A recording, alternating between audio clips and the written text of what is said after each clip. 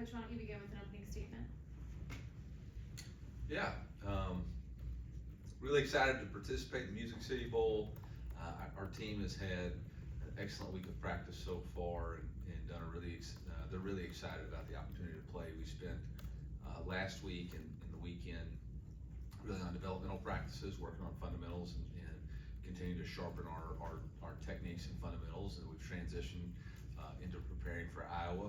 You know, when you have a bowl game, location, bowl gifts, and the opponent is what really sets up for a really good bowl game. And this has all three. Obviously, Coach Ferentz, have a tremendous amount of respect for him and what he's done with the Hawkeye program. I think he's 26 years as the head coach. Model of consistency and development. Does an excellent job with player identification and development. Their defensive coordinator, we were joking, he's been there since 1998. That's older than most of our team, or more years than most of our players, and runs the same system. Very disciplined, very detailed on the defensive side of the ball. New offensive coordinator. Obviously, they battled some injuries, but very sound in what they do on the offensive side of the ball. Special teams is consistent, so it's going to be a real difficult challenge for us to play. Obviously, location. What a wonderful place to be, Nashville. Awesome stadium, Nissan Stadium. Our fans, and I know Iowa fans will travel, so it'll be a big time environment. I know we already sold out our ticket allotment, have asked for more, so very excited about the venue. And then bowl gifts. Showed the bowl gifts to our players today. It's a point system, and they get to pick, and some really cool stuff. So I know our team is excited to play, and we're ready to go down there. Now we'll finish out this week, and then we'll give our players 3 days off so they get to go home and celebrate Christmas, be with their families the 23rd, 24th, 25th, and that's really important to us as a staff, to allow our players to be home for the holidays. And then come back, we'll be back the 26th, we'll get a practice here, we'll travel the 27th, and then play on the 30th. Had two opt-out, or a couple of opt-outs so far. Obviously some of the guys who have announced that they're entering the transfer portal have decided to move on early and have left. And then we've had 3 opt-outs. Obviously Luther Burden, Armand Mimbu, and Chuck Hicks will not participate in the football game. And we wish them well in their careers. They left the right way. Very, we will definitely miss them, but it is an opportunity for other people to step up and play. Brett Norfleet had a surgery that needed to be done, and so we went ahead and did that right after the last game against Arkansas. So he will also be out for the bowl game. Will not play, but have total confidence in Tyler and Jordan to pick up the slack there. And I think that's it. I'll let y'all ask any specifics you want. So from that, I'll take questions. Coach, dealing with the transfer portal for a few years now, does it get any easier as the years go by, or are you still learning or encountering like new situations? Yeah, I mean, you encounter and deal with new situations. Obviously we had somebody enter the transfer portal, and 7 hours later they had committed and signed paperwork to somewhere else. That's a new situation, so you learn to adjust and deal with those things. So I think the one thing that I've come to grips with is, and I've talked to the team about this, I'm very confident in our foundation of our program, who we are, what we're about, the process that we've shown, the development that we've shown players, the people who have consistently stayed here, even the transfers that come in, what the final product will be. And so I'm confident in that process, and I'm confident that if people choose to leave, there'll be others choose to come and embrace what we're doing here. And I'm confident that if they do, there's a solid foundation of what our program is about. Is there a sweet spot in terms of, retention, transfers, and freshmen that you're finding? No. Every situation is uniquely different. Anybody hear that music? Yeah. We heard it earlier before you came in. We know where it's at. Is it on the computer? Anyway, every situation is different. We had a plan going into this, but it, You have to try to retain your roster, based on the salary cap that you have, based on your perceived needs, and that may not be the perceived, we have a perceived, value of what our players are, and that may not be their perceived value, which makes them maybe wanna go to the portal, so, which is constantly evolving, so there's no perfect solution to all of it, and, the one thing I would say about this whole situation is it's not our players. Don't be mad at the players. Do not be mad at the players one bit. It's not, this whole situation is not their fault at all. Don't hate the players, hate the game. That's, at the end of the day, it's the system that's, there is no system. And so when there's no system, then, people will do what they need to do. And so not mad at any of the players, totally understand it from their perspective, wish them well. Just know that we have a great system here. We have a great product here. We have great opportunity here. And that's what you've seen with the 4 commitments that we've had so far.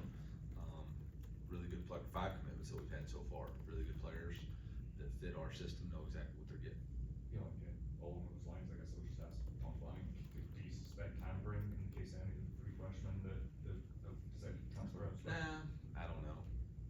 I really don't care. I haven't seen anything done about it anyway, so why would I complain about it? So, don't care, don't worry about it. It is what it is, and if somebody wants to go, there's the John Wooden line, love you dearly, miss you greatly. We'll be all right, and they'll be all right too. They're all really good players. So, was called on one of them, and asked about, and absolutely told that coach, you should sign him as quickly as possible. He's an unbelievable player, and he'd do a great job for you.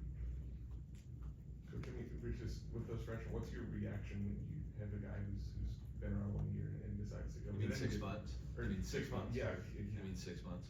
That's my reaction. Again, I wish I could convince them that Darius Robinson had to wait really 3 years. There's no such thing as an overnight success anymore. It doesn't matter how highly you're recruited or, how low you're recruited, or none of that matters, man. Just get in there and continue to do the work, and that's what I regret. I think everybody when they come into college football faces a level of adversity that they have to overcome. But I just wish they would understand that there's no such thing as an overnight success, and whether you're talking about Luther Burden, I very vividly remember traveling home after the Arkansas or Auburn game, and him taking all this stuff down off social media and having to deal with that for about 36 hours, and he stayed, put in the work, stayed the course, and was All-American the very next year. Whether you're talking about Ennis Rakestraw, Chris Abrams-Drain, JC, Isaiah McGuire, Javon Foster, Brady Cook, Cody Schrader, they've all faced a level of adversity and continue to fight through. And I just wish 6 months. I just think that's a really short time period to give a program. But again, everybody's got their own journey. Core value number 4 for us is enjoy the journey. And if 6 months was all that journey was, then I hope I know they made us better. I know they left a positive impact here with us, and I hope that we did the same for them, and we wish them well. When you talk about the salary cap component of this, how Yeah. much do you start to kind of view it as, when you're bringing guys in, especially early in their careers, as like, this is an investment that maybe could just go away in 6 months when free agency hits? Yeah, that music is really distracting.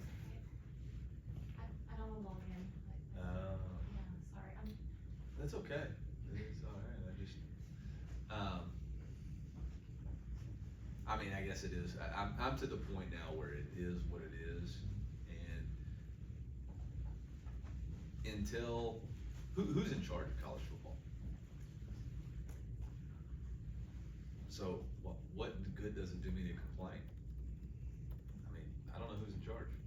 So coaches we can vent or say what we want to say, but there's nobody in charge. So until there's people that are in charge, we're wasting our breath, and you just gotta adapt to it. I worry that the game that I love and have dedicated 30 something years of my life to is slowly getting taken away from us. Is there almost a paralysis in the industry after 40 years of rules, that now nobody wants to say, here's some rules that we need? I mean, there's paralysis based off of perceived lawsuits, there's paralysis based off that there's a perceived settlement that's gonna solve everything, and I operate in a system that I operate in the real world that says neither one of them are gonna solve anything, and again, I don't know who's in charge. You know? We fixed feigned injuries, you know, but the transfer portal and all the other stuff, we don't even touch, so. If you're in charge, what's kind of the first step you would take? I guess? I'm not in charge, and I don't have any idea on what the system should be. I just know that I keep coming back to, we have a great foundation in place, and it starts with knowing what our goals are, what our core values. We got an unbelievable athletic performance team. When you talk about Ryan Russell and his Elite Edge program, and Liz and Zach, you talk about Mike, you talk about Tammy Chivas in our academic department. I know we have a great program that's gonna take care of kids. We're gonna challenge them to be their personal best. And we're gonna give them an opportunity to play at an elite level in front of the best fans in college football that have sold out 13 straight home games. So I don't know what the future should be and all that. I just know we have a great place here. Coach, you guys made a big splash getting Kevin Coleman as your Yeah. first edition. How awesome was that? What do you like about his game, and what can he provide for this team? I mean, he's a dynamic playmaker. I mean, first year in the SEC, had 900 yards. He was the leading receiver in the SEC at one point, third team All SEC. He was the SWAC freshman of the year at Jackson State. I mean, went to St. Mary's, won a state championship in high school with Jamal. So we know he's a dynamic playmaker, ball in his hand. We're losing a pretty good slot wide receiver that wears number 3, and we just said, who's the best number 3 slot wide receiver we could go get? And it happened to be Kevin Coleman. So really excited about what his game is and what he'll bring to our team and explosive nature. And he's a genuine young man. I really enjoyed spending time with him and his family when they came on their visit. And he is a great young man, great work ethic, got a great competitive spirit and vibe to him. We know that playing against him. So I'm glad he's on our team now. Coach, I kind of got a follow up to that, but by just getting him in the portal at receiver, are you comfortable with letting the rest of the receivers battle it out? I think you got like 6 4-stars on here, so you're kind of ready to let the young guys go and give them a chance for a starting role. Look, at the end of the day, number 1 core value is always compete. The thing that I've learned in this portal is that it's not my job to give anybody starting positions. My job is to create competition and let everybody work to be the best version of themselves, and those guys will earn their roles. And I think Marquise and Josh Manning are great examples of that, of working every single day to keep getting better, run your own race. I think Josh is a really good example. Had the best spring game MVP. Still didn't quite have the role that maybe he wanted this year. Obviously now with people leaving, he's going to have a great role in the bowl game. Made some big time catches for us this year. And so my job is just to give guys opportunities. It's their job to take advantage of it. How do you